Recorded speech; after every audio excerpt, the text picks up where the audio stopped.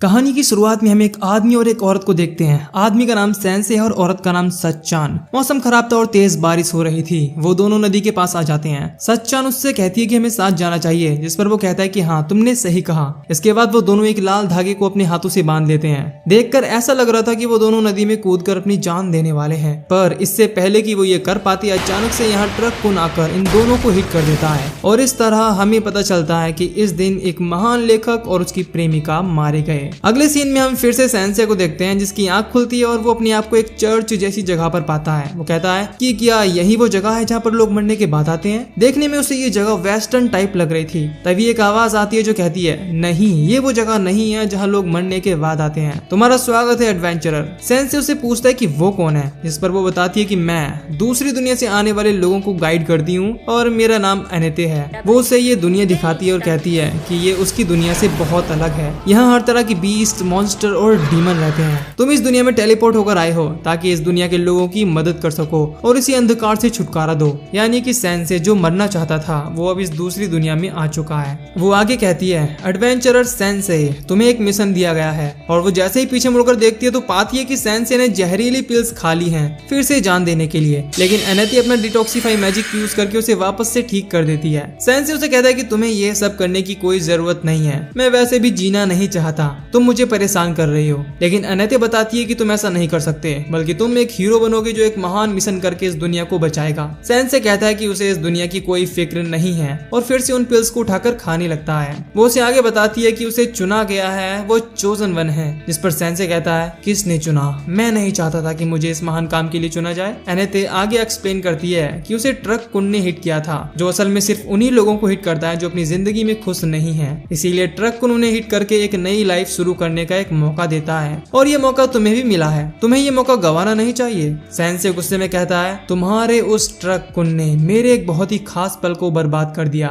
जो मैं सच्चन के साथ बिताने वाला था। और वैसे भी तुम होती कौन हो इस चीज का फैसला करने वाली कि कौन अपनी लाइफ में खुश है और कौन नहीं। इसके बाद सेंसे एक सिगरेट जलाता है और फू फू करने लगता है अपने आप को और ज्यादा कमजोर करने के लिए। अनेते उसके स्टैट्स देखती है कि आखिर वो कितना पावरफुल है, क्योंकि दूसरी दुनिया से आने वाले हर एक इंसान के पास कोई ना कोई खास पावर होती ही है, तो सेंसे के पास भी होनी चाहिए। पर उसके स्टेट्स देखकर उसके होश उड़ जाते हैं, क्योंकि उसका लेवल 1 था और बहुत ही ज्यादा वीक, जो कि हैरानी की बात थी, क्योंकि इस दुनिया में आने वाला कोई भी नया एडवेंचरर आज तक इतना कमजोर नहीं हुआ जितना कि सेंसे है। अनेते सोचती है कि शायद जरूर ट्रक कुन से कोई गलती हुई होगी जो सेंसे इस दुनिया में टेलीपोर्ट हो गया। सेंसे यहाँ से बाहर जाने लगता है और अनेते उसे रोककर कहती है कि तुम्हें बाहर नहीं जाना चाहिए, तुम इस दुनिया में इतने वीक होने के बावजूद बिल्कुल नहीं टिक पाओगे। इस पर सेंसे कहता है कि उसे इस चीज से कोई फर्क नहीं पड़ता, वैसे भी वो बाहर जाकर सबसे पहले मरने के लिए एक सबसे अच्छी जगह देखेगा। लेकिन अनेते उसे एक चीज सजेस्ट करती है कि जाने से पहले वो कम से कम एक प्रोफेशन चूज कर ले कि आखिर वो इस दुनिया में क्या बनना चाहता है। इस पर सेंसे कहता है इसमें चूज क्या करना है,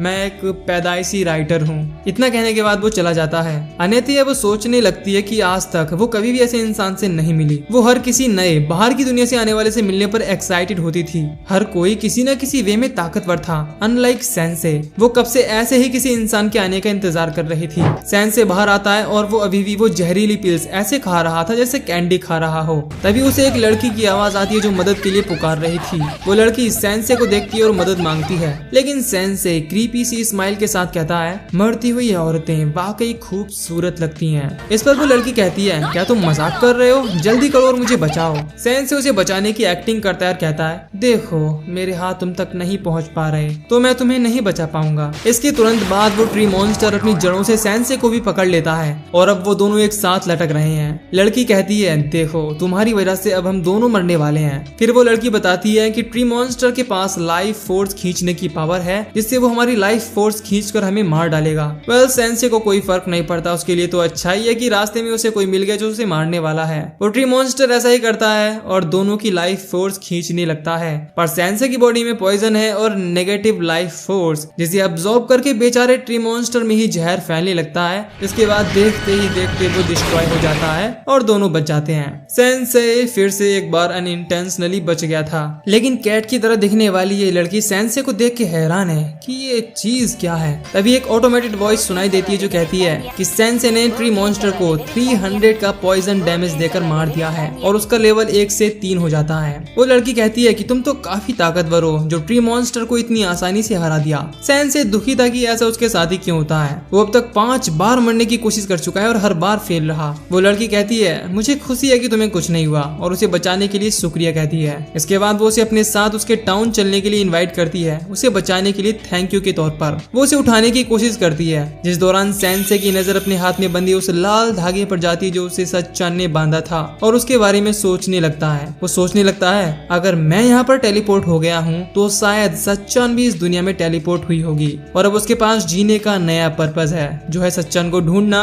और उसके साथ मिलकर वही काम करना जो अधूरा रह गया था। इधर अनेते गॉड से प्रे करती है कि वो फिर से सेंसे से मिले और अगले ही पल सेंसे दरवाजे पर था। इसके बाद वो दौड़ी दौड़ी जाने लगती है, लेकिन तभी उस नई लड़की को नोटिस करती है जो कहती है सेंसे वैसे हम यहाँ क्यों आए हैं। अनेते मन में सोच रही है कि ये कबाब में हड्डी कौन है। सेंसे अनेते से कहता है कि वो एक औरत जिसका नाम सच्चान है उसे ढूंढ रहा है, क्या वो इसमें उसकी मदद कर सकती है। एक और औरत कैट गर्ल उसे दिलासा देती है कि वो उस औरत को जरूर ढूंढ लेगा और अगले टाउन रॉथ में चलने की एडवाइस देती है। अनेते उसे सेंसे के क्लोज देखकर मारती है और कहती है कि उसे पब्लिक में किसी मर्द का हाथ नहीं पकड़ना चाहिए। कैट गर्ल समझ जाती है कि इसकी बहुत जल रही है और कहती है क्या तुम सेंसे से प्यार करने लगी हो, जिस पर अनेते कहती है कि ऐसा कुछ नहीं है। तो कैट गर्ल पूछती है कि फिर तुम साथ क्यों आई। अनेते बताती है कि सेंसे दूसरी दुनिया से यहाँ आया है और बहुत कमजोर है। कैट गर्ल को कमजोर वाली बात पर विश्वास नहीं होता क्योंकि एक कमजोर आदमी ट्री मॉन्स्टर को हराकर उसकी जान नहीं बचा पाता, जो सुनकर अनेते खुद भी हैरान है और जल भी रही है कि सेंसे ने उसे बचाया। सेंसे इधर एक कॉफिन ढूंढ लेता है अपनी पर्सनैलिटी के हिसाब से और कहता है तामा अनेते मेरे लिए इससे अच्छी जगह सोने के लिए नहीं हो सकती थी और गुड नाइट कहकर सो जाता है। कैट गर्ल उससे कहती है कि उसका नाम तामा नहीं है, पर वो दोनों उसका नाम तामा रख देते हैं। अगले सीन में हम तामा और अनेते को देखते हैं जो बहुत ज्यादा मजदूरों की तरह मेहनत कर रहे थे सेंसे को खींचकर ले जाने में। इससे तामा फ्रस्ट्रेटेड हो जाती है और कहती है सेंसे तुम्हें पैदल चलना चाहिए, पर उसे सेंसे से कोई रिस्पॉन्स नहीं आता। ये देखकर तामा थोड़ी घबरा जाती है और अनेते से पूछती है कि कहीं वो मर तो नहीं गया, जिस पर अनेते उसका स्टेटस चेक करती है और कहती है नहीं, बल्कि वो रेस्ट इन पीस मोड में है। फाइनली वो एक सिटी में पहुंच जाते हैं। तामा सेंसे को जगाती है। इसके बाद वो कॉफिन से बाहर आ जाता है और अपने चारों तरफ देखकर कहता है ये दुनिया इतनी भी बुरी नहीं है। इसके बाद अनेते सेंसे को पैलेस में चलने के लिए कहती है, यहाँ के किंग और प्रिंसेस से मिलने के लिए। ये तीनों किंग के पैलेस में आ जाते हैं जहाँ किंग थॉमस और उसकी बेटी प्रिंस चार्लेट उनका स्वागत करते हैं। किंग कहता है कि वो इतने लंबे सफर के बाद थक गए होंगे, इसीलिए रात को पैलेस में ठहरने के लिए इनवाइट करता है। तामा और अनेते इसके लिए उसका शुक्रिया करते हैं, पर किंग की ये कंडीशन है उसे एडवेंचर स्टोरीज बहुत ज्यादा पसंद है, इसीलिए वो सेंसे से एक अच्छी सी एडवेंचर स्टोरी सुनना चाहता है। अब सेंसे जो एडवेंचर के नाम पर सिर्फ कॉफिन में पड़ा हुआ था कहता है ठीक है मैं आपको बताता हूँ कॉफिन में सोना कैसा लगता है। बेचारे किंग की ये सुनकर हालत खराब हो जाती है और सोचता है कि क्या वो उसे धमकाने की कोशिश कर रहा था। माहौल बिगड़ता देख अनेते किंग से कहती है कि प्रिंसेस चार्लेट काफी सुंदर है। इस पर जवाब में किंग कहता है हाँ उसकी जल्द ही शादी होने वाली है और मैं तुम लोगों की सलाह लेना चाहूंगा। इसके बाद किंग 2 दावेदारों को बुलाता है, गोमेज एक बहादुर योद्धा और दूसरा ऑटो जिसे म्यूजिक बजाना काफी पसंद है। अब क्योंकि आए दिनों मॉन्स्टर्स अटैक करते रहते हैं और वो काफी बूढ़ा भी हो रहा है, इसीलिए उसे एक सूटेबल पर्सन चाहिए जो किंग बनकर राज्य और चार्लेट को आने वाले खतरों और डीमन से बचाए। चार्लेट भी श्योर नहीं है कि उसे किसे चुनना चाहिए, इसीलिए उसे भी सेंसे और उसके दोस्तों की ओपिनियन चाहिए। सेंसे कहता है मुझे ये कैसे पता होना चाहिए उसका फ्यूचर हस्बैंड कैसा होगा या कौन होगा। इसका फैसला सिर्फ चार्लेट को करना चाहिए क्योंकि ये एक बहुत ही खास फैसला है, ना कि हम जैसे एडवेंचरर से पूछना चाहिए जो अभी अभी यहाँ आए हैं। सेंसे किंग से ये तक कह देता है कि तुम किंग के थ्रोन के हकदार नहीं हो। तामा और अनेते सेंसे के रूड बिहेवियर के लिए किंग से माफी मांगने लगते हैं और कहते हैं कि वो कुछ ही वक्त पहले दूसरी दुनिया से यहाँ आया है, इसीलिए उसे माफ कर दीजिए। किंग उसे माफ कर देता है और सेंसे भी बाहर चला जाता है। अब रात को सेंसे जगा हुआ है और बाहर की तरफ देख रहा है। अनेते उसे सोने के लिए कहती है, जिस पर सेंसे कहता है कि वो कभी भी ठीक से नहीं सो पाता। फिर अनेते शर्माते हुए सच्चान के बारे में पूछती है, पर वो कोई भी जवाब दे पाता। अनेते एक पूंछ को देखती है जो तामा की थी और सेंसे की गोद में सो रही थी। अनेते गुस्से में पूछती है कि वो यहाँ पर क्या कर रही है। जवाब में तामा कहती है कि उसे ठंड लग रही थी तो वो यहाँ आ गई। दोनों लड़ने लगती हैं और सेंसे यहाँ से बाहर आ जाता है, जहाँ आगे जाकर वो चार्लेट को देखता है जो रात के सुंदर नजारे को एंजॉय कर रही थी। नजारा वाकई काफी सुंदर है। झील इस चांदनी रात में और भी खूबसूरत लग रही है। बेशक मेरा तो मन कर रहा है कि मैं इसी में डूबकर अपनी जान दे दूं। खैर सेंसे अपनी छोट चार्लेट की परेशानियों पर लाइट डालता है। चार्लेट कहती है कि गोमेज को ज्यादा वक्त नहीं हुआ है और वो उनकी आर्मी में सबसे बहादुर और ताकतवर है, इसीलिए उसे गोमेज को चूज करना चाहिए। और दूसरी तरफ ऑटो, जो कि उसका बचपन का दोस्त है, जब भी उसने अपनी लाइफ में डाउन फील किया उसकी म्यूजिक ने उसे अच्छा फील कराया। सेंसे कहता है कि ये अच्छी बात है कि तुम अपने पिता की फिक्र करती हो, पर मैंने खुद अपनी लाइफ में किसी की सलाह नहीं ली कि मुझे कैसे जीना चाहिए। तुम्हें भी अपने फैसले खुद लेने चाहिए। इतना कहने के बाद वो यहाँ से चला जाता है। अगले दिन राजा फिर से उन तीनों को बुलाता है और बताता है कि चार्लेट ने फाइनली चूज कर लिया है कि वो किससे शादी करने वाली है और मुझे अच्छा लगेगा कि तुम लोग विटनेस के तौर पर यहाँ रहो। चार्लेट आती है और सरप्राइजिंगली सेंसे को अपने हस्बैंड के तौर पर चूज कर लेती है और कहती है मैं सेंसे के साथ जीना और मरना पसंद करूंगी। चार्लेट बताती है कि भले ही बुरे वक्त में ऑटो की म्यूजिक ने उसे अच्छा फील कराया हो, लेकिन वो डम्ब है और उसे बस इस चीज की चिंता है कि वो अपना नया गाना किसे सुनाए। यहाँ तक कि रात भी बैकग्राउंड म्यूजिक वहीं बजा रहा था। और दूसरा गोमेज, वो भले ही ताकतवर है पर वो बांस मारता है। राजा ये देख परेशान है कि उसने ये क्या तमाशा लगा रखा है, लेकिन चार्लेट कहती है माई लाइफ माई रूल्स। इधर गोमेज इस बात से नाराज है कि उसने उसे बदबूदार कैसे कहा। वो अपना मास्क उतारता है और रिवील होता है कि वो डार्क लॉर्ड का सर्वेंट है, जो चार्लेट से शादी करके उसका राज्य हत्या कर अपने डार्क लॉर्ड को गिफ्ट में देने वाला था। लेकिन अब ऐसा नहीं हो पाएगा। वो कहता है कि मुझे नहीं पता था कि राजकुमारी इतनी सातिर है, जो उसने इतने अच्छे भेस के अंदर मुझे पहचान लिया। सेंसे चार्लेट की इस चीज के लिए तारीफ करता है, पर चार्लेट कहती है ऐसा कुछ नहीं है। उसे नहीं पता था कि वो डार्क लॉर्ड का सर्वेंट है। उसने वैसा कहा क्योंकि वो वाकई वास मारता है। सच में? वैसे भी अब मेरे पास कोई चारा नहीं रहा, तुम सबको मरना होगा।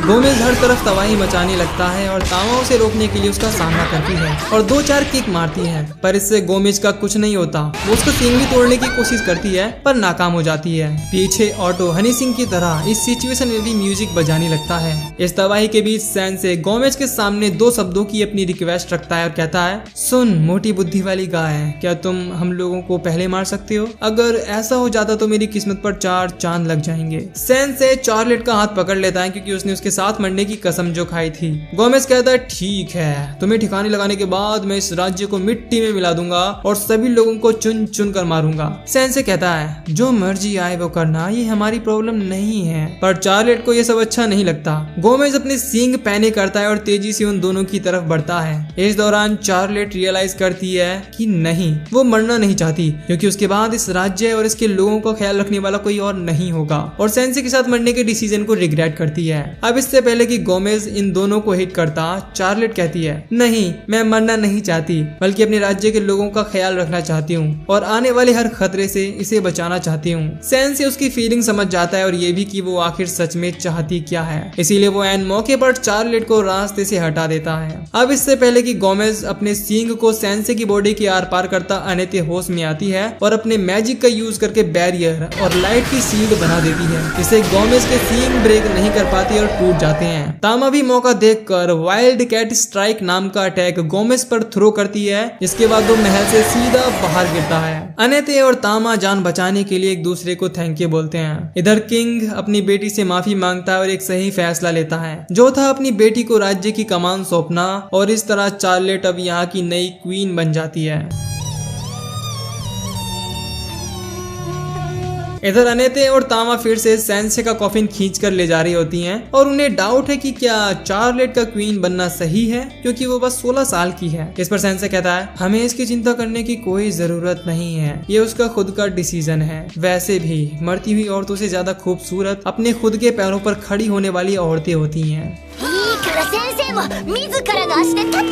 अगले सीन में हम तीनों को एक रॉकी सी प्लेस पर देखते हैं, जहां तामा कहती है कि उसे भूख लग रही है, और इसी दौरान हमें उनके लेवल्स के बारे में और उनकी पावर के बारे में भी पता चलता है। तामा का लेवल 15, स्किल्स हैं cat punch, cat kick, wild cat strike. Anete 19 level, skills हैं क्योर यानी कि हीलिंग, डिटॉक्स और सील्ड। और सेंसे जिसका लेवल 3, नो स्किल्स और बॉडी में जहर ऊपर से। खैर अब इन्हें पहुंचना था गुरून नाम के शहर में, जो तामा का होम टाउन भी है, जहाँ के लिए अभी भी कुछ दिनों का सफर बाकी है। पर इससे पहले अनेते ज्वीटन टेम्पल पर रुकना चाहती है, क्योंकि बाहरी दुनिया से जो भी आता है वो इन 4 टेम्पल में से किसी एक पर टेलीपोर्ट होता है। इसके बाद उनका सफर डार्क लॉर्ड के कैसल पर खत्म होता है। पर क्योंकि सेंसे का गोल डार्क लॉर्ड को हराना नहीं है, इसीलिए उन्हें हर एक टेम्पल पर जाकर इन्फॉर्मेशन इकट्ठी करनी होगी। और वैसे भी वो खुद भी नहीं चाहती कि सेंसे डार्क लॉर्ड से पंगा ले। उसकी इतनी चिंता करते देख तामा कहती है, तुम शायद सेंसे से प्यार करती हो। पर जिस औरत के बारे में सेंसे बात कर रहे थे, जिसका नाम सच्चन है, क्या पता वो सेंसे की लवर हो। नहीं, ऐसा नहीं हो सकता। तामा कहती है कि उसने सेंसे के साथ सफर पर जाने के लिए अपनी जॉब छोड़ दी है, तो उसे नहीं लगता कि उसकी टेम्पल में एंट्री अलाउड भी होगी। पर अनेते कहती है कि चिंता की कोई बात नहीं है, क्योंकि उसने अपने परिचित के हाथों इस्तीफा भिजवा दिया है। वैसे क्या वो चीज तुम्हारी परिचित है? अनेते उसे यहाँ देखकर शॉक्ड थी, जिसका मतलब उसने उसका रेजिग्नेशन लेटर डिलीवर नहीं किया था और सेंसे का खून चूसने में बिजी था।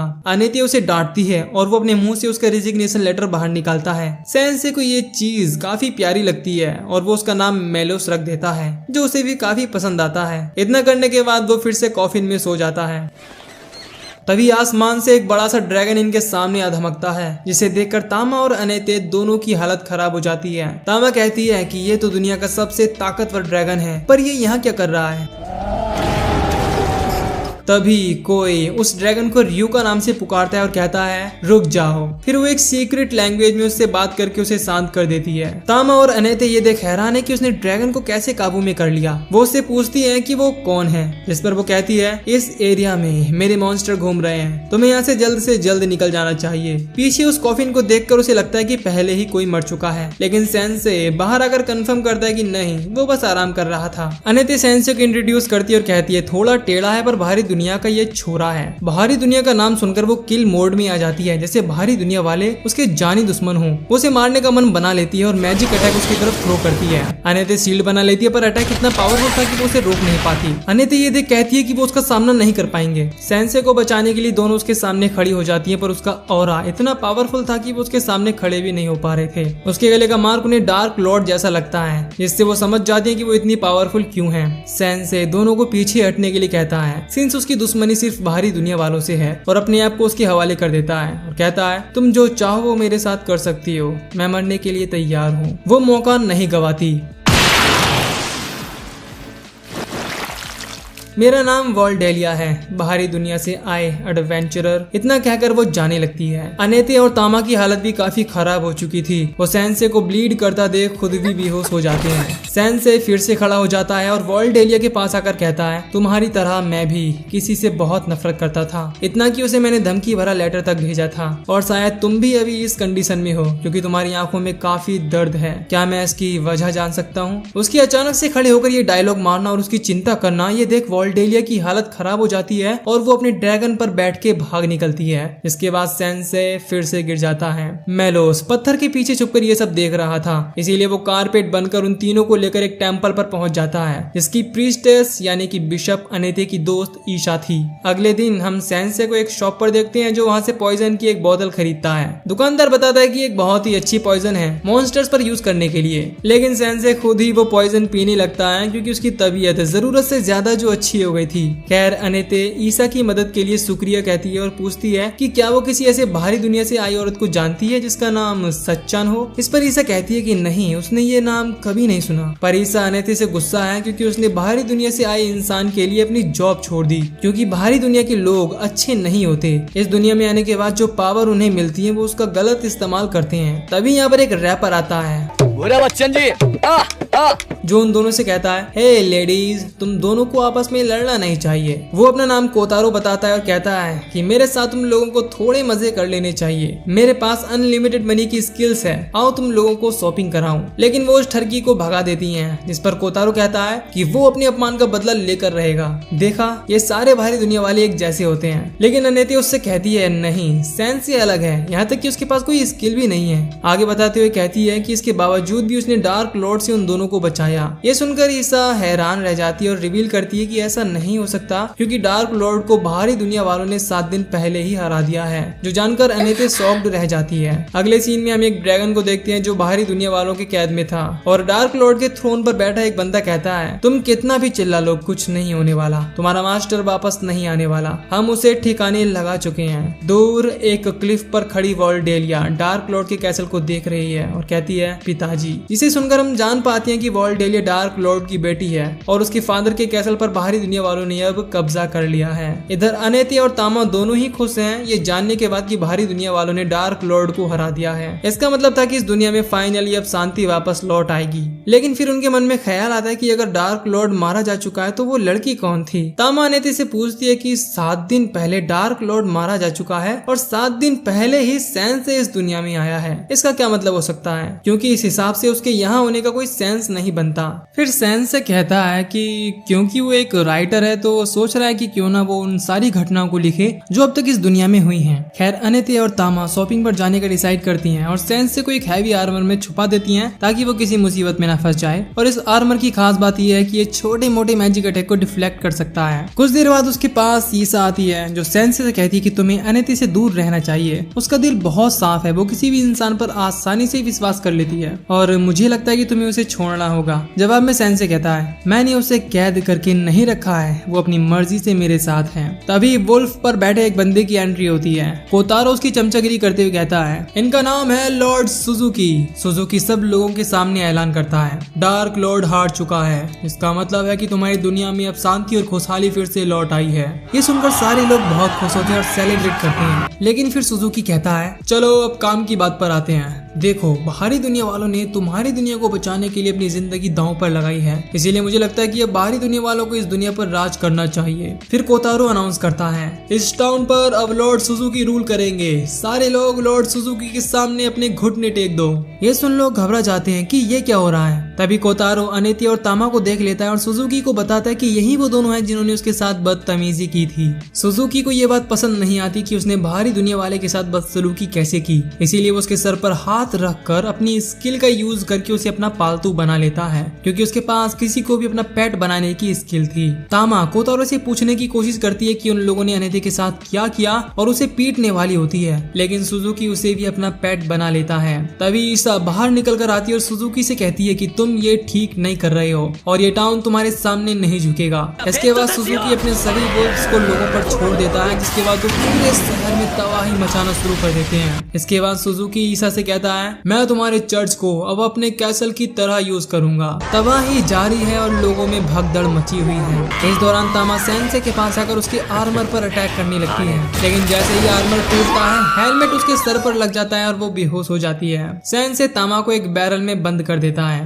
तभी उसकी नजर ईसा पर जाती है। उसे पता चलता है कि सुजुकी जब इस दुनिया में आया था तो वो बिल्कुल भी ऐसा नहीं था, वो एक वीक पर्सनैलिटी वाला इंसान था। ये सुनकर सेंसे उसकी ये बातें अपनी नोटबुक में नोट करने लगता है और कहता है कि इसी तरह के इंसानों के बारे में जानकर उसे एक्साइटमेंट होती है। इसके बाद वो चर्च जाने का फैसला करता है जहाँ सुजुकी था। ईसा भी उसके साथ जाने का फैसला करती है। ये दोनों चर्च के सामने आ जाते हैं जहाँ पर ईसा उसे समझाती कि उसे बिना प्लान के अंदर नहीं जाना चाहिए वरना वो बीस्ट उसके टुकड़े कर डालेंगे। सेंसे पॉइजन की बोतल निकालता है। इसे देखकर ईसा श्योर है कि सेंसे के पास जरूर कोई प्लान है, लेकिन वो इडियट उस बोतल को खुद ही पी जाता है और सीधे दरवाजा खोल देता है। क्या इसका दिमाग खराब हो गया है? सेंसे सुजुकी के सामने आता है और कहता है, मुझे तुम्हारी कहानी में काफी दिलचस्पी है, मैं तुम्हारे बारे में एक नॉवल लिखना चाहता हूँ। सुजुकी कहता है, ठीक है, अगर तुम मेरी हीरोगिरी के चर्चे अपनी नॉवल में लिखना चाहती हो तो मैं तुम्हें नहीं रोकूंगा। इस पर सेंसे कहता है, नहीं, बल्कि मैं एक ऐसे इंसान की कहानी को लिखना चाहता हूँ जिसे जरूरत से ज्यादा पावर ने अंधा कर दिया। सुजुकी इसे अपने ईगो पर ले लेता है और अपने बीस्ट को उस पर अटैक करने के लिए भेज देता है। इस बीच ईसा बीच में आकर एक एक करके उन वुल्फ्स को मारने लगती है। सेंसे अपनी नॉवल को लिखने में बिजी था और ईसा एक वुल्फ के सामने स्ट्रगल करने लगती है। मौके का फायदा उठाकर सुजुकी मैजिक अटैक उनकी तरफ थ्रो करता है, लेकिन इससे पहले कि अटैक उन्हें हिट कर पाता।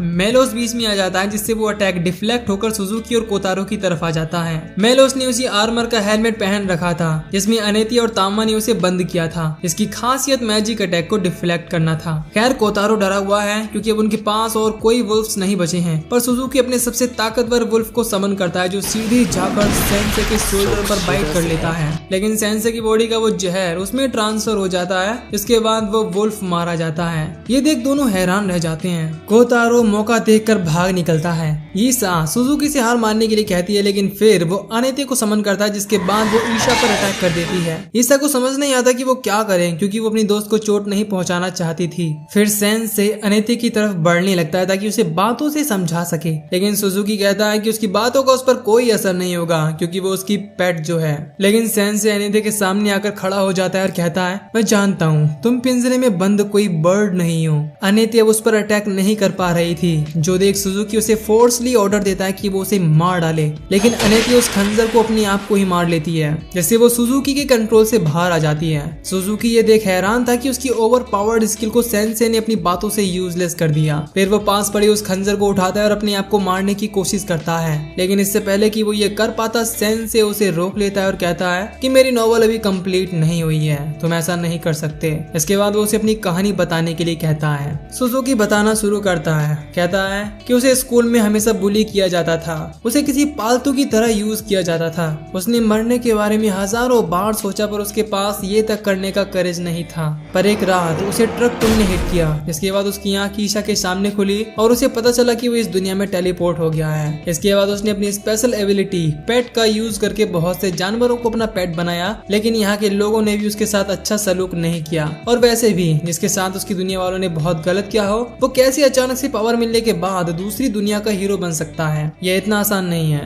मैं बस एक कमजोर सा डरपोक हूँ। सेंसे फिर कहता है, मेरी नॉवल कंप्लीट हो चुकी है। नॉवल है ऐसे दुखी इंसान की जिसे इस दुनिया में हीरो के तौर पर जीने का एक मौका मिला, पर अपनी कमजोरी की वजह से वो ना तो हीरो बन सका और ना ही एक विलन। इसके बाद सेंसे अपनी नोटबुक में लिखता है, no longer allowed in another world. इसके बाद उसकी नोटबुक से एक तेज रोशनी निकलती है और नोटबुक के पेपर सुजुकी को चारों तरफ से घेर लेते हैं। देखते ही देखते वहाँ पर टेलीपोर्टेशन मैजिक सर्कल अपीयर होता है और पलक झपकते ही सुजुकी वहाँ से गायब हो जाता है। ईसा और अनेते यह देखकर हैरान हो जाते हैं, मानो ये इम्पॉसिबल हो, क्योंकि सेंसे ने सुजुकी को वापस से अपनी दुनिया में भेज दिया था। अनेते सेंसे की पावर स्टेट्स दोबारा देखती है और अब उसके पास एक स्पेशल स्किल भी थी, राइटिंग। ईसा ये सब देखकर सोचती है कि कहीं सेंसे इस दुनिया में इसीलिए तो नहीं टेलीपोर्ट हुआ ताकि वो बाहरी दुनिया के बुरे लोगों से लड़ सके। खैर पैट किए गए वुल्फ्स वापस जाने लगते हैं और तामा भी ठीक हो चुकी थी।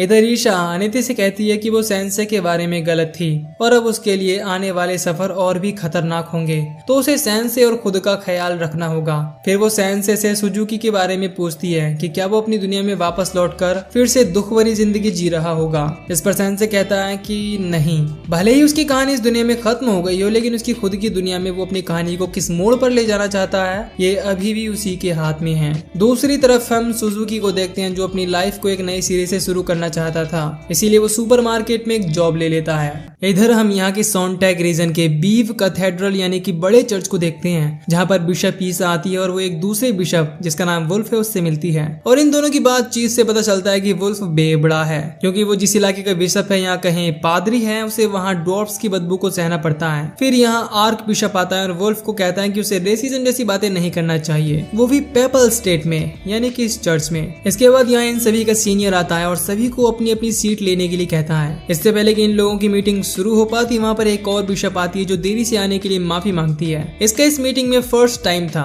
क्योंकि वो अर्स्टेन टेम्पल की नई बिशप थी। इसका नाम था आर्या और ये असल में अनेते की रिप्लेसमेंट थी। इसके बाद एक एक करके सारे बिशप अपनी अपनी इलाकों के बारे में बताने लगते हैं कि उनकी रीजन में शांति और खुशहाली है। लेकिन फिर ईशा बताती है कि हाल ही में उसके रीजन में एक बाहरी दुनिया वाले ने जिसका नाम सुजुकी था, उसने आधे व्हील टाउन को बर्बाद कर दिया और अब वो रिनोवेशन फेज में है। ये सुनकर इनका सीनियर कार्डिनल मिलर कहता है कि मुझे तुम लोगों से बाहरी दुनिया वालों के बारे में ही बात करनी थी। वो अब चाहते हैं कि हम उस टेलीपोर्टेशन को बंद कर दे जहाँ से बाहरी दुनिया के लोग आते हैं, क्योंकि अब डार्क लॉर्ड हार चुका है और उसकी जगह 7 नए बाहरी दुनिया वालों ने ले ली है जो डार्क लॉर्ड के जितने ही बुरे हैं। अब क्योंकि ईशा ने सैनसे की पावर को देखा था, इसीलिए वो उन सबको बताती है कि इन बाहरी दुनिया वालों से लड़ने के लिए सैनसे उनके काम आ सकता है, जिससे वो हाल ही में मिली थी। उसके पास एक स्पेशल स्किल है जिसकी मदद से वो बाहरी दुनिया के लोगों को उनकी दुनिया में वापस भेज सकता है। ये सुनकर सारे शौक हो जाते हैं कि क्या वाकई ऐसी पावर एग्जिस्ट करती है। ऐसा कहती है हाँ, सच में ऐसी पावर एग्जिस्ट करती है। तभी यहाँ पर इन सभी का सीनियर पोप आ जाता है जो कहता है ईशा,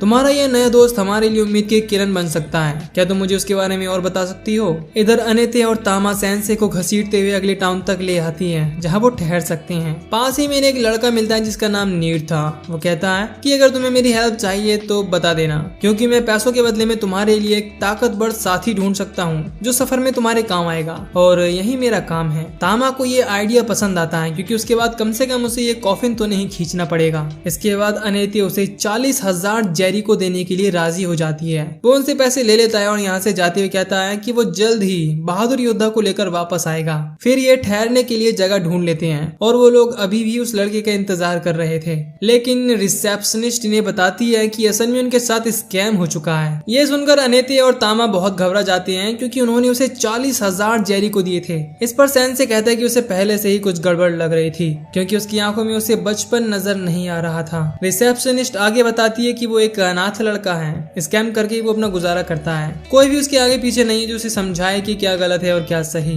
इधर हम उस लड़के को देखते हैं जो अपनी स्वॉर्ड को देख रहा था, लेकिन तभी कुछ लोग उसे किडनैप कर लेते, उसका सारा सामान लूट लेते हैं। वो उनसे पूछता है कि तुम मेरे साथ क्या करने वाले हो। इस पर वो लोग कहते हैं कि हम तुझे ठिकाने लगा देंगे। इस पर वो कहता है कि नहीं, बाहरी दुनिया के लोग आकर उसे बचा लेंगे। इस पर ये तीनों रिवील करते हैं और कहते हैं हम तीनों भी तो बाहरी दुनिया के ही लोग हैं। ये जानकर वो शॉक्ड रह जाता है। इसके बाद इनमें से एक अपना अल्टीमेट वेपन निकालता है जिसकी मदद से वो उसे ठिकाने लगाने वाला था, लेकिन इससे पहले कि वो ट्रिगर दबा पाता है यहाँ पर सैनसे आ जाता है जो उसे इंटरप्ट कर देता है और तीर उसके साथी को लग जाता है। वो लोग सैनसे को मारने की कोशिश करते हैं, लेकिन सैनसे कहता है ठीक है, अगर तुम लोग मुझे मारना चाहती हो तो मार दो, लेकिन अच्छा होगा अगर तुम ये तीर सीधा यहाँ मेरे दिल में मारो। उस बंदे का दूसरा साथी उसे बताता है कि ये बंदा भी हमारी तरह बाहरी दुनिया का है। वो लोग शॉक्ड रह जाते हैं जब देखते हैं कि वो उन लोगों से डर नहीं रहा बल्कि एक्साइटेड है।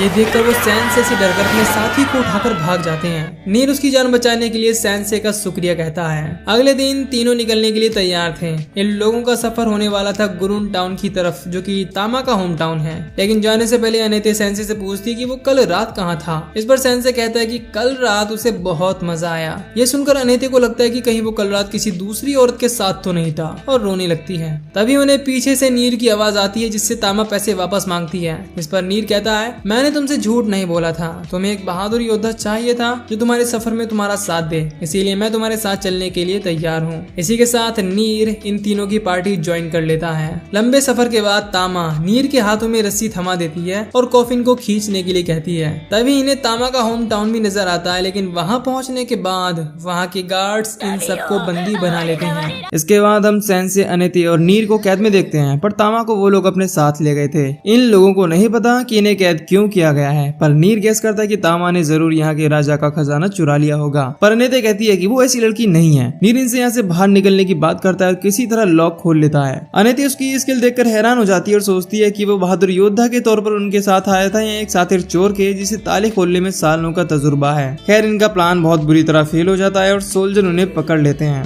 अब इन सबको किंग साइबेरियन के सामने लाया जाता है और राजा बताता है कि तुम लोग यहाँ पर इसीलिए हो क्योंकि तुम लोगों ने मेरी बेटी को किडनैप किया था और तुम लोगों को एग्जीक्यूट किया जाएगा। एग्जीक्यूशन के नाम से सैनसे के अलावा कोई भी खुश नहीं था, पर सभी हैरान है कि इन्होंने किंग की बेटी को कब किडनैप कर लिया। तभी यहाँ प्रिंसेस आती है जो कोई और नहीं बल्कि तामा थी और उसका असली नाम माटिल्डा है। उसे देख नीर और अनेती की तो आगे फटी की फटी रह जाती हैं और तामा अपने पिता को बताती है कि वो किडनैप नहीं हुई थी बल्कि वो अपनी मार्शल आर्ट स्किल को इम्प्रूव करने के लिए अलग अलग देशों में घूम रही थी और इन तीनों को छोड़ने की डिमांड करती है। किंग उन तीनों को छोड़ने के लिए राजी हो जाता है, पर तामा को प्रॉमिस करना होगा कि वो एक प्रिंसेस की तरह बिहेव करेगी और उसकी बात मानेगी। तामा उन तीनों की तरफ देखती है और अपने पिता की बात मान जाती है। इसके बाद वो इन तीनों से कहती है मुझे माफ करना, पर मुझे लगता है अब हमारी जर्नी साथ में कंटिन्यू नहीं नहीं हो पाएगी। इसके बाद हम उन तीनों को यहाँ के एक रेस्टोरेंट में देखते हैं। तभी एक वेट्रेस आती है और इन तीनों से पूछती है कि क्या आप लोग राजकुमारी माटिल्डा को जानते हैं। इस पर अनेती हमें जवाब देती है।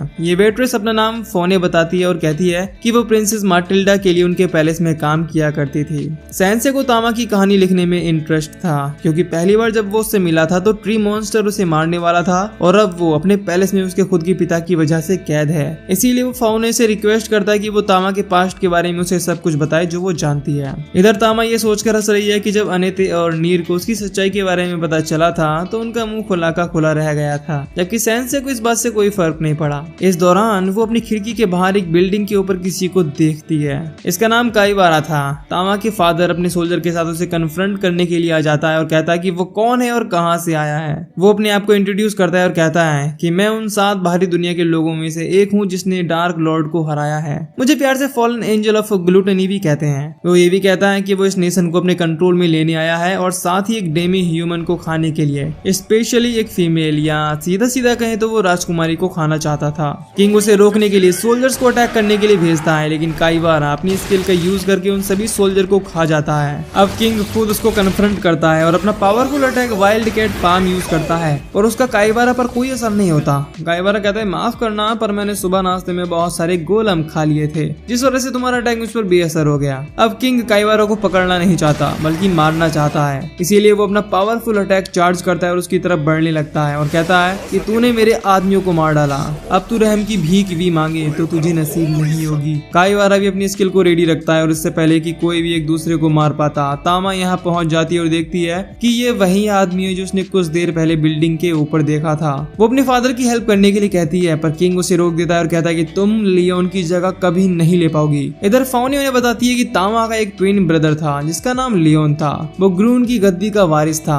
राज्य के लोगों को उन दोनों में पूरा विश्वास था, पर 10 साल पहले एक तूफानी रात में राजकुमार लियोन और उनकी मां लापा में इस दुनिया को छोड़कर चल बसे। इस वजह से किंग दुख और दर्द में रहने लगे। तामा ने अपने पिता के दुख को कम करने और थ्रोन को संभालने के लिए अपने बाल कटा लिए ताकि मार्शल आर्ट को मास्टर कर सके, लेकिन किंग ने तामा में कभी विश्वास नहीं किया। उसे आज भी यही लगता है कि तामा को छोरों वाले काम नहीं करने चाहिए। इधर तामा अपने पिता की मदद करने के लिए सामने आ जाती है, पर किंग उसे मना करते हुए कहता है कि उसकी मार्शल आर्ट यूजलेस है, लेकिन तामा कहती है नहीं, वो भी कर सकती है। इस दौरान तामा काईवारा पर अटैक करने को जाती है, जिस दौरान काईवारा उसे ऑफ गार्ड पकड़ लेता है और खाने वाला होता है, लेकिन ऐन मौके पर किंग उसे बचा लेता है और अपना एक हाथ गंवा बैठता है। काईवारा कहता है माफ करना प्रिंसेस, मैं टेस्ट तो तुम्हें करना चाहता था। तामा गुस्से में उसके ऊपर अटैक करने को दौड़ती है, लेकिन अचानक से किंग का सलाहकार ब्रियार्ड आकर उसे ले जाता है और उन तीनों के पास ले आता है और कहता है कि राजकुमारी बेहोश है। फौने राज्य में अचानक आई इस आफत की जड़ के बारे में पूछती है, जिस पर ब्रियार्ड बताता है कि एक बुरे बाहरी दुनिया वाले ने अचानक से आकर ग्रून पर हमला कर दिया है और किंग उसकी कैद में है।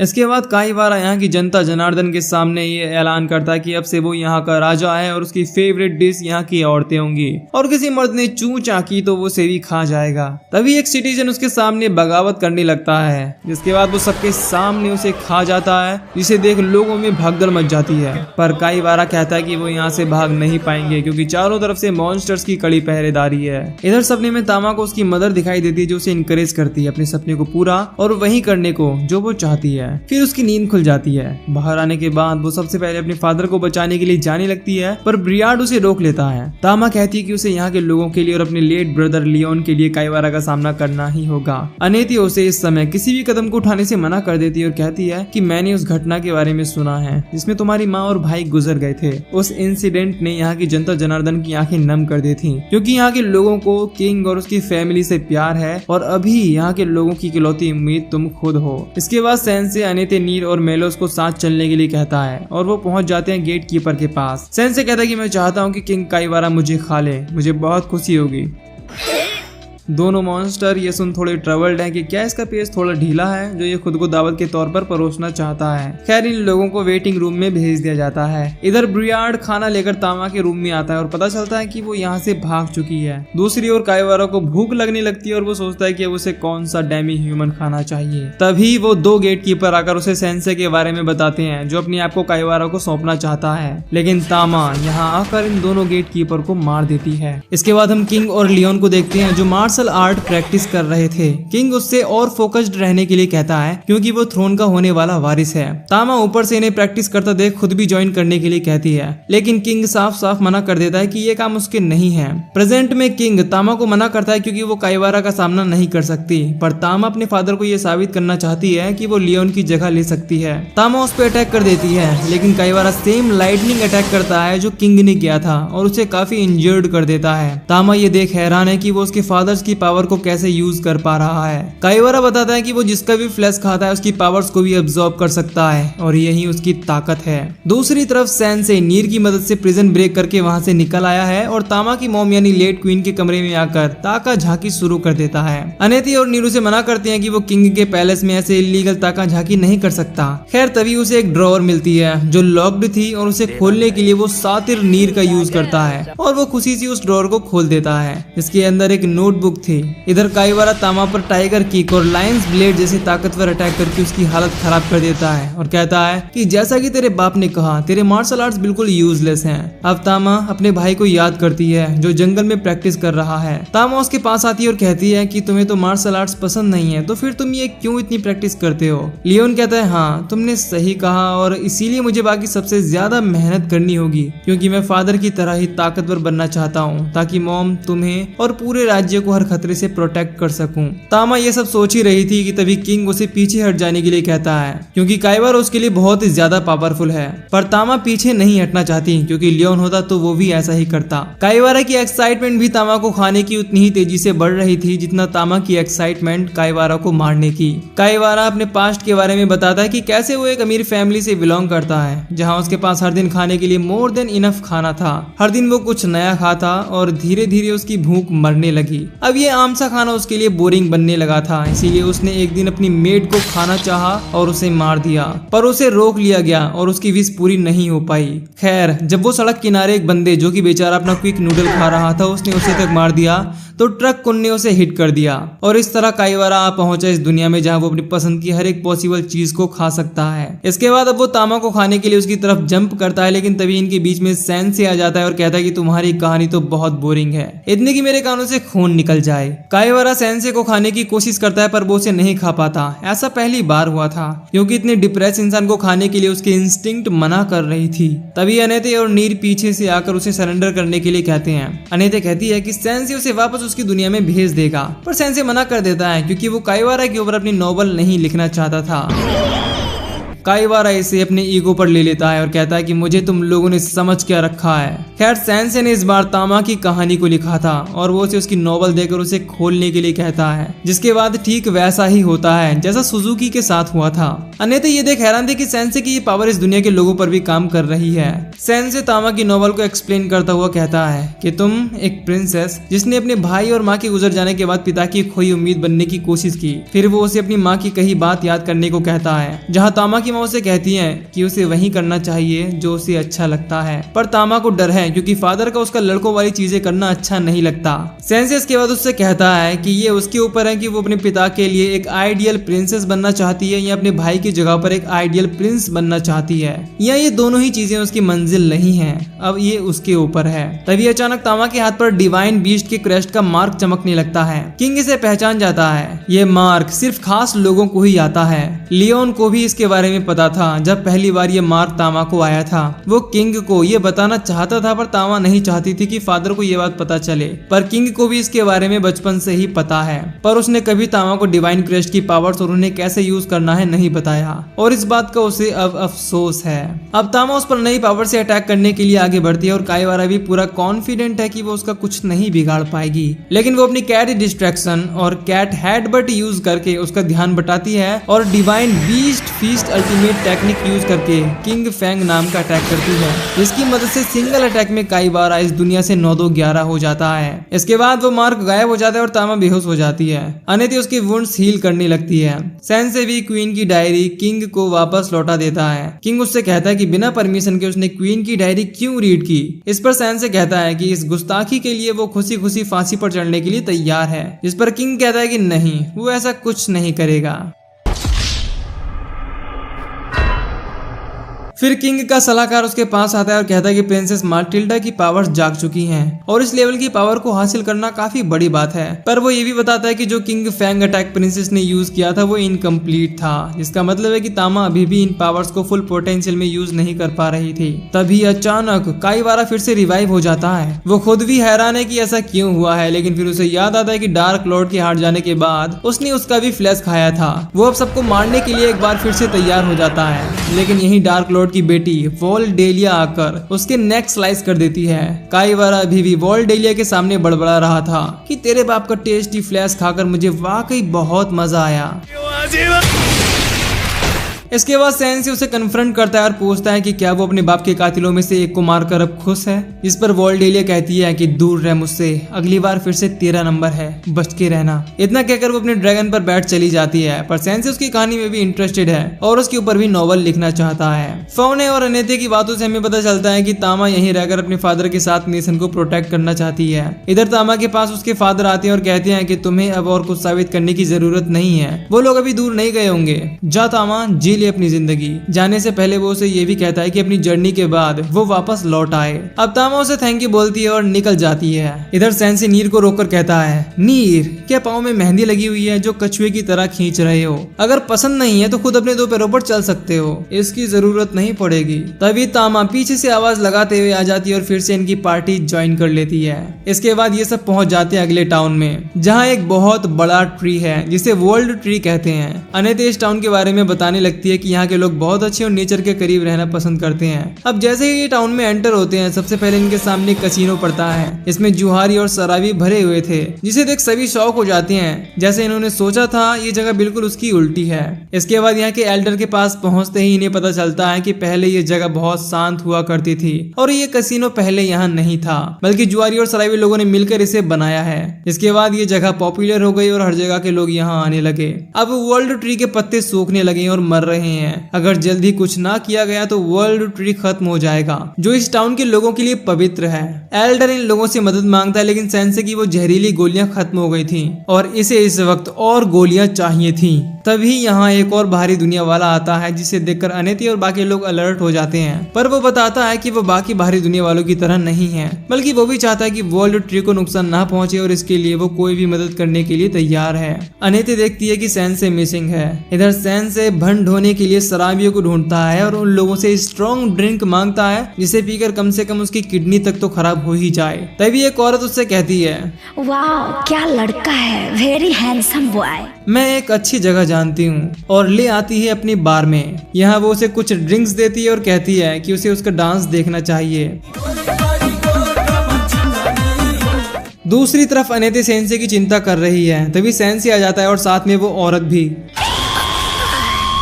वो उसे यहाँ छोड़कर चली जाती है। फिर वो एल्डर कहता है कि उस औरत के साथ घूमना ठीक नहीं है। वो अपनी दारू और डांस की मदद से लोगों को अपने वश में कर लेती है, यहाँ तक कि लोग उसे चुड़ैल कहते हैं। जब कसीनो के मालिक ने कसीनो बनाया, उसने उसके बराबर में अपना बार खोला। यामादा कहता है कि वो भी उन लोगों की तरह ही बुरी है और उसे भी सजा मिलेगी, जिस पर एल्डर एग्री करता है। अगले दिन सेंसे पहली किरण के साथ एस्चे के बार की तरफ निकल जाता है। अनेती उसे रोकने की कोशिश करती है, पर वो नहीं रुकता। यामादा कहता है कि वो शायद अब एस्चे के वश में हो चुका है। सेंसे कल रात की डांस और उसे भंड करने के लिए उसका थैंक्स अदा करता है, जिस पर एस्चे कहती है, मेरे इतने करीब मत आओ, मैं तुम्हें बर्बाद कर दूंगी। मैं बर्बाद होना चाहता हूँ। खैर एस्टी उसे वर्ल्ड ट्री से प्रे करने की सलाह देती है, क्योंकि वर्ल्ड ट्री की एंजल यहाँ के लोगों की प्रेयर सुनती है और उनका ख्याल रखती है। सेंसी उसे कहता है कि तुम्हारी आंखों में उदासी है, तुम्हें भी शायद प्रेयर की जरूरत है। इसके बाद बार में कसीनो का मालिक और उसके चमचे आ जाते हैं, जो बिजनेस को एक्सपेंड करने की बात कर रहे थे। लेकिन बॉस कहता है कि नहीं, अभी वो सुने जो चीज करनी है वो ये है कि यहाँ के लोकल्स को जुआ और नशे की आदत लगाना।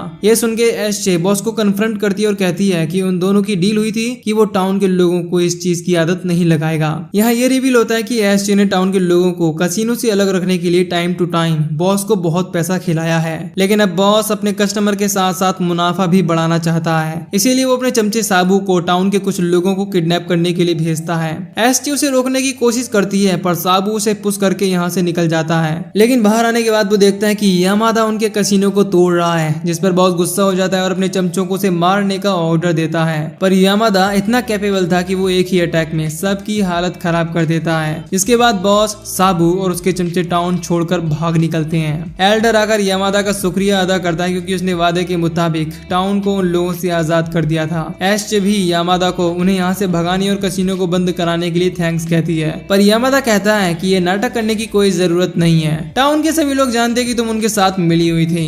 टाउन के लोग भी एस्चे को बुरा भला सुनाने लगते हैं और ऊपर विच कहकर पत्थर भी फेंकते हैं। तभी सेंसे बीच में आता है और यामादा के साथ साथ टाउन के लोगों को भी बताता है कि तुम लोगों की सेफ्टी के लिए ही एस्चे बॉस को फेवर करती थी। अगर ऐसा ना होता तो टाउन के सभी लोगों में नशा और जुआ बहुत पहले ही फैल चुका होता। यामादा को यह सुनकर एस्चे के लिए बुरा लगता है, पर टाउन वाले सुनने को तैयार नहीं थे। इसके बाद एस्चे भी टाउन छोड़कर चली जाती है। यामादा ये सब जानने के बाद सेंसे से पूछता है कि क्या उसने सही किया। इस पर सेंसे कहता है कि उसे नहीं पता, पर जिसने टाउन को सच में बचाया लोगों ने उसे यहाँ से निकाल दिया। तभी एल्डर यामादा के पास आता है और कहता है कि वो उसकी ताकत से काफी इम्प्रेस्ड है, इसीलिए एक और फेवर मांगता है, जो था उन नशेड़ियों से छुटकारा दिलाना जो वर्ल्ड ट्री के पत्ते बेचकर काफी सारा पैसा कमा चुके हैं, ताकि एल्डर और इस टाउन के लोग खुद वर्ल्ड ट्री के पत्ते बेचकर पैसा कमा सकें, क्योंकि उसे विश्वास है कि कैसीनो के बॉस और विच के जाने के बाद वर्ल्ड ट्री फिर से रिवाइव हो जाएगा। ये जानने के बाद यामादा शॉक्ड रह जाता है कि उसने वर्ल्ड ट्री को बचाने के लिए उन लोगों को भगाया, पर अब यहाँ के लोग वही सब दोबारा शुरू करना चाहते हैं जो वर्ल्ड ट्री को मार रहा था। यहाँ तक कि एल्डर उसे रुक कर उन्हें प्रोटेक्ट करने का भी ऑफर देता है, जिसके बदले में मुनाफे का 10% देने का वादा करता है। यामादा रियलाइज करता है कि उसने गलती कर दी। इधर ये सब अपने सफर पर आगे निकल जाते हैं। तभी नीर नोटिस करता है कि वर्ल्ड ट्री के पत्ते झड़ रहे हैं और उनके देखते ही देखते वर्ल्ड ट्री सूख जाता है और सारे पत्ते टूट जाते हैं। इसे देख एल्डर और टाउन के लोग कहते हैं, ये क्या हो गया?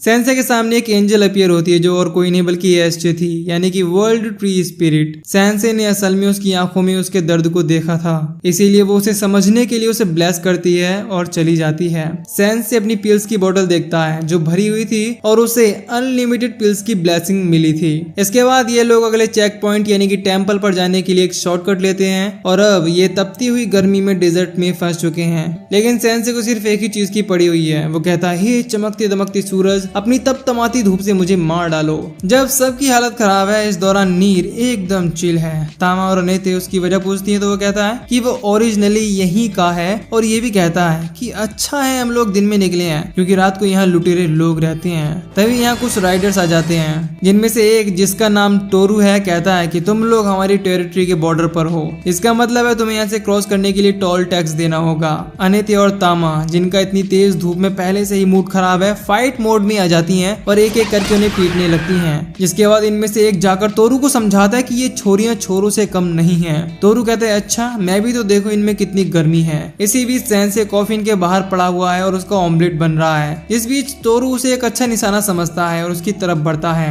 नीर इस बीच उसे बचाने का फैसला करता है, पर वो घबरा रहा था और अपनी स्वॉर्ड को बाहर तक नहीं निकाल पाता। पर तोरू कहता है कि मैं तेरी बॉडी में अपने बिच्छू से ऐसा छेद करूंगा कि उसके जहर से तेरी 1 घंटे में ऊपर की टिकट कट जाएगी। तभी सेंसे तोरू के पीछे से आकर उससे एक रिक्वेस्ट करता है कि जो वो नीर के साथ करने वाला था उसके साथ कर दे तो थोड़ी मेहरबानी हो जाएगी। तोरू उसकी रिक्वेस्ट एक्सेप्ट कर लेता है और अपने बिच्छू सावेस का डंक सीधा उसके दिल में मार देता है, पर बिच्छू भी सेंसे की बॉडी के जहर के सामने नहीं टिक पाता और मर जाता है। तोरू अपने बिच्छू का बदला लेने के लिए उस पर अटैक करता है, लेकिन तभी इन्हें किसी वुल्फ के हाउल की आवाज सुनाई देती है, जिसे देखकर राइडर्स लोग भी डर जाते हैं और तोरू से भागने के लिए कहते हैं। तोरू जाने लगता है और कहता है कि वो अपने बिच्छू चावेस का बदला जरूर लेगा। अब नीर सेंसे से माफी मांगता है कि कुछ करने की बजाय वो बस खड़ा रहा, जिस पर सेंसे कहता है कि हर चीज का एक वक्त होता है, मुझे विश्वास है तुम सही वक्त पर अपनी स्वॉर्ड का इस्तेमाल जरूर करोगे। तामा और अनेते उसकी मदद मांगते हुए उसे रास्ता दिखाने के लिए कहते हैं, क्योंकि वो इस जगह से वाकिफ है। इसके बाद वो उन सबको ले आता है एक छोटे से घर पर जो कि एक ऑर्फेनेज है। वहाँ उसे कुछ और बच्चे मिलते हैं जो उसे जानते थे, क्योंकि वो इसी ऑर्फेनेज में रहा करता था।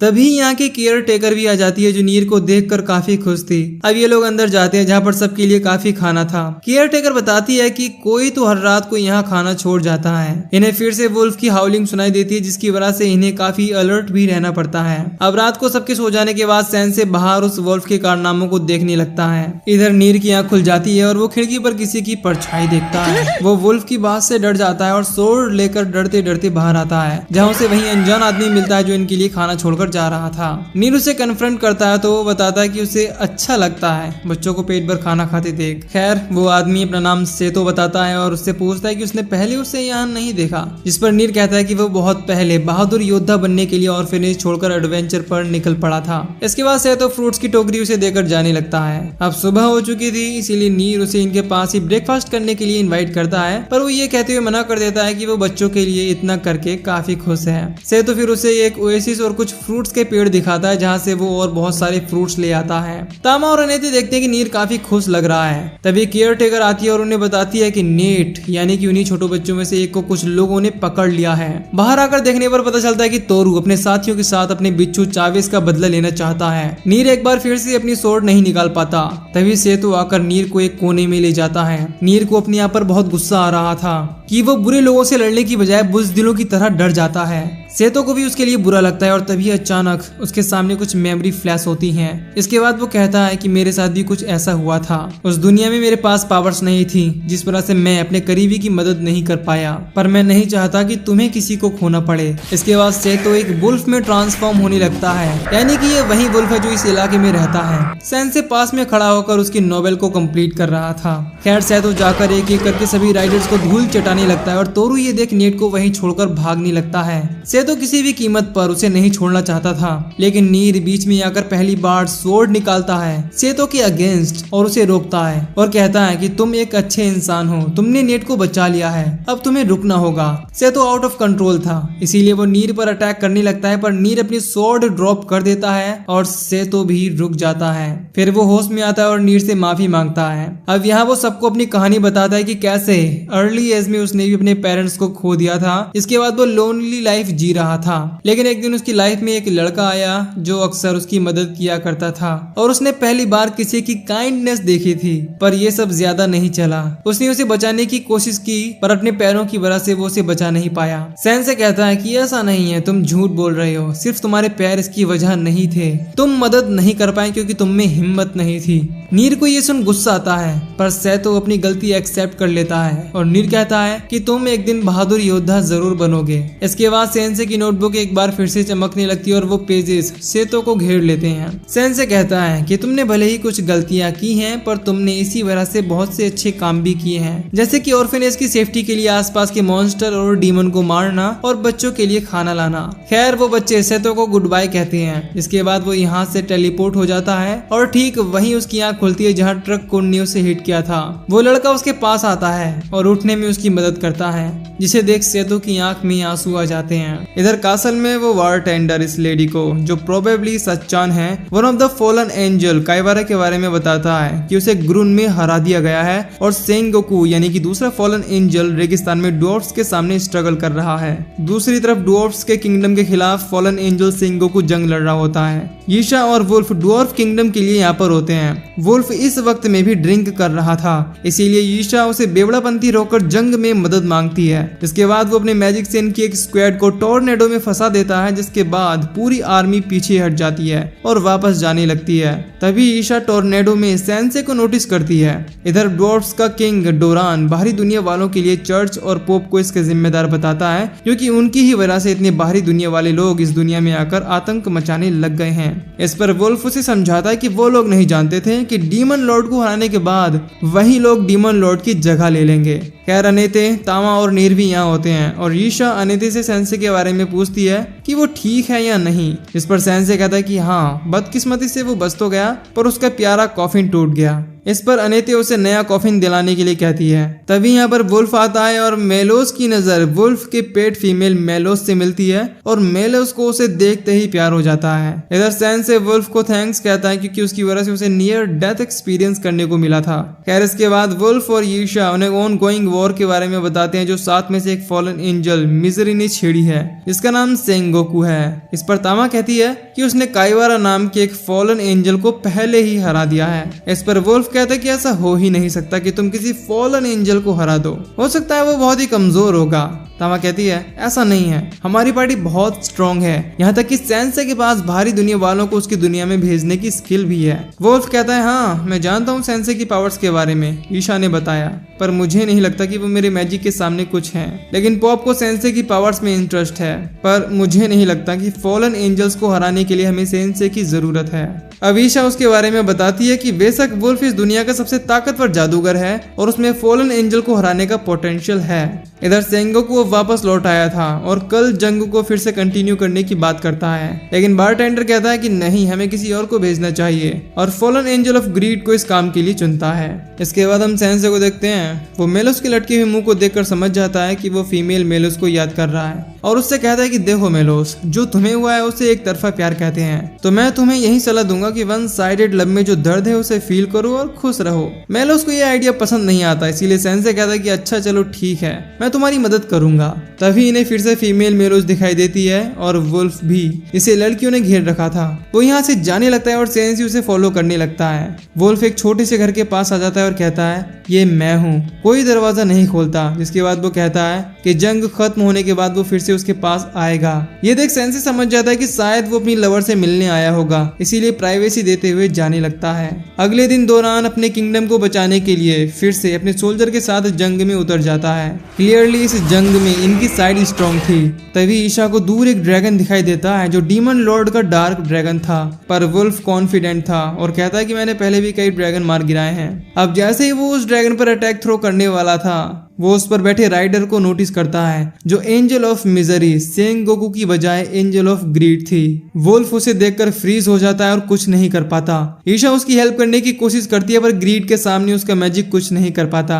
ग्रीड ईशा को छोड़ देती है और वुल्फ को अपना मास्टर बताती है, जिसके बाद वो उसे पकड़ के अपने साथ ले जाती है।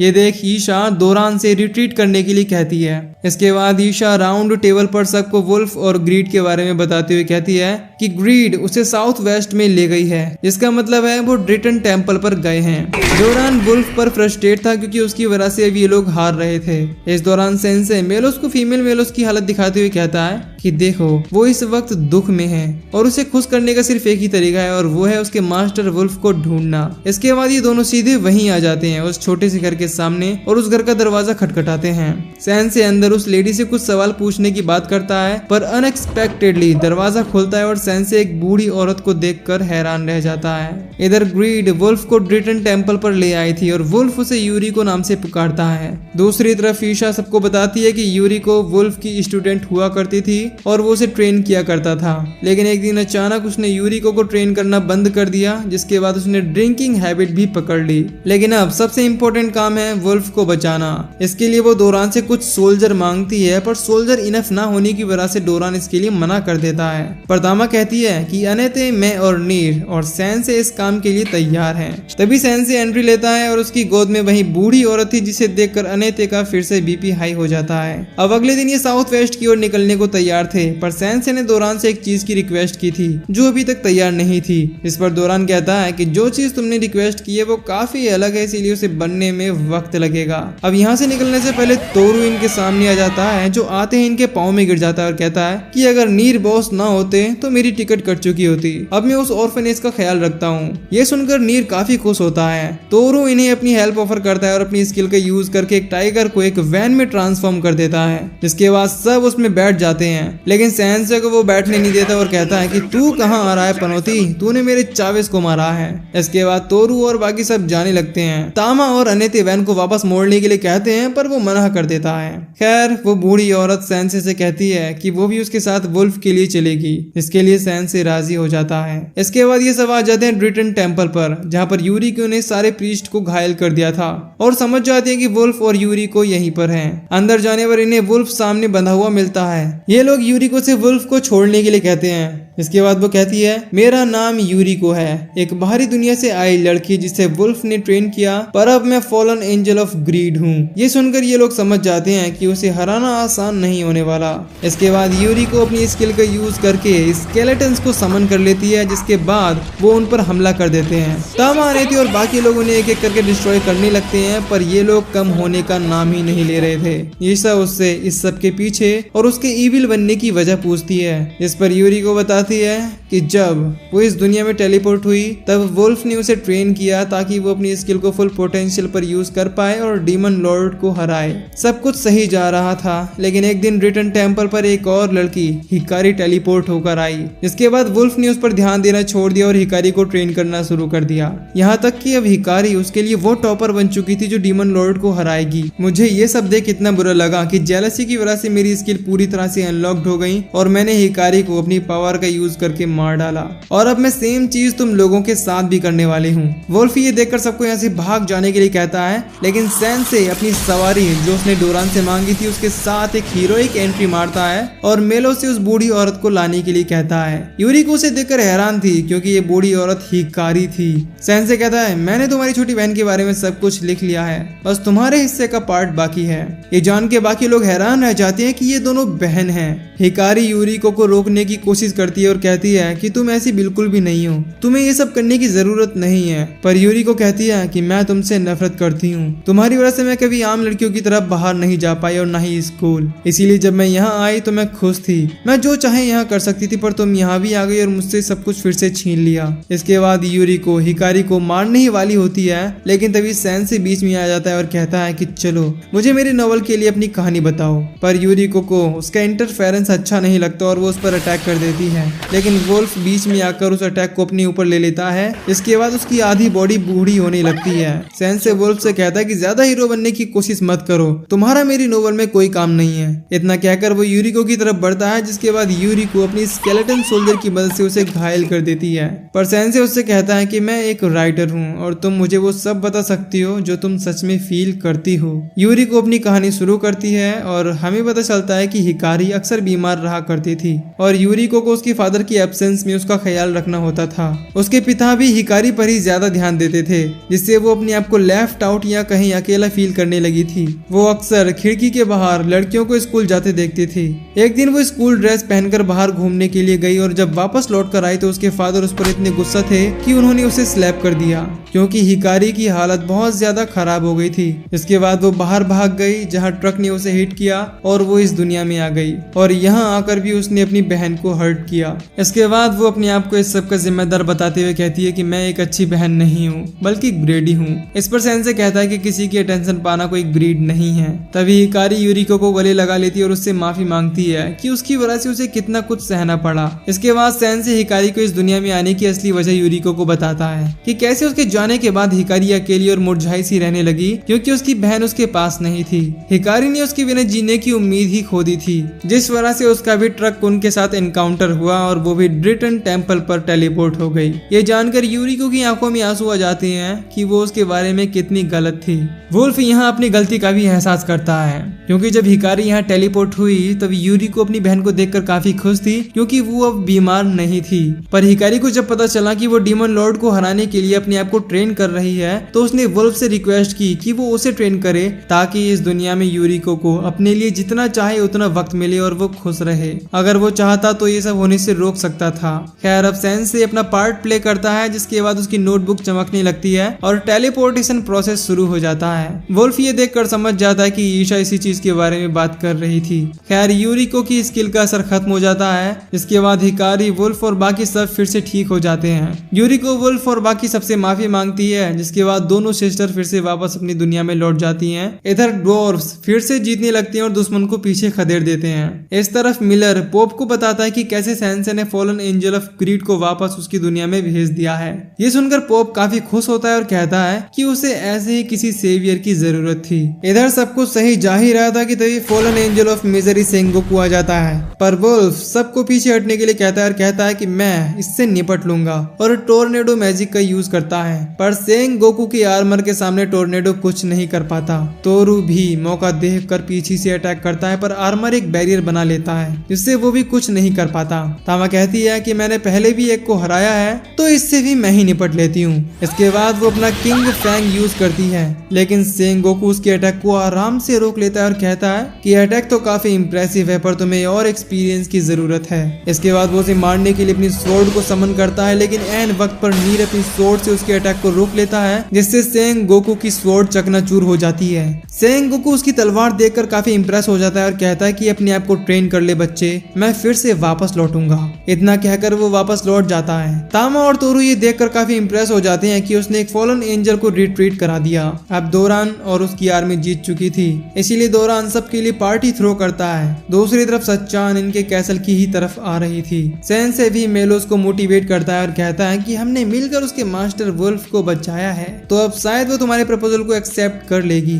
इसके बाद वो फीमेल मेलोस को फ्लावर देता है, पर वो बेचारे के ऊपर हंसने लगती है। इसके बाद ये दोनों वापस आने लगते हैं। तभी सेंसे सच्चान को नोटिस करता है और उसे देखकर काफी खुश था कि वो फाइनली अपने अधूरे काम को अंजाम देंगे। सेंसे पास की ही विंडो को कूदने के लिए चुन लेता है, क्योंकि हाइट काफी थी, काम आसानी से हो जाता। पर सच्चान अपने हाथ उसके हाथ से खींच लेती है और कहती है कि तुम्हारी आंखें बदल चुकी हैं, इनमें मुझे जीने की उम्मीद दिखाई दे रही है। तुम वो सेंसे नहीं हो जिसे मैं जानती थी। सेंसे कहता है ऐसा कुछ नहीं है, बल्कि मैं पहले की ही तरह मोटिवेटेड हूँ। तभी मेलोस, तामा, अनेते और नीर को यहाँ बुला लाता है और सच्चान उन्हें देखकर कहती है कि तुमने शायद इस दुनिया में डेथ से ज्यादा अच्छी चीज ढूंढ ली है। इतना कहकर वो जाने लगती है। सेंसे पीछे मुड़कर उसे आवाज लगाता है, लेकिन वो तब तक जा चुकी थी। तामा और अनेते को भी पता चल जाता है कि यही वो आइटम थी जिसे सेंसे ढूंढ रहा था। खैर अगले दिन ये लोग मैकेनिक के पास आते हैं सेंसे की टम को मॉडिफाई कराने के लिए, जहाँ सेंसे अपने होश में नहीं था। यहाँ तक कि वो पॉइजन वाली सारी पिल्स खा लेता है, पर इससे उसका कुछ नहीं होता क्योंकि पॉइजन उसकी बॉडी में स्टोर हो जाता है। इस दौरान नीर अपनी स्वॉर्ड को उस स्मिथ को दिखाता है, जिसे देख वो कहता है कि ये एक ग्रेट स्वॉर्ड है। इसके काबिल तुम अभी नहीं हो, पर मुझे विश्वास है कि तुम एक दिन इसे फुल पोटेंशियल में यूज कर पाओगे।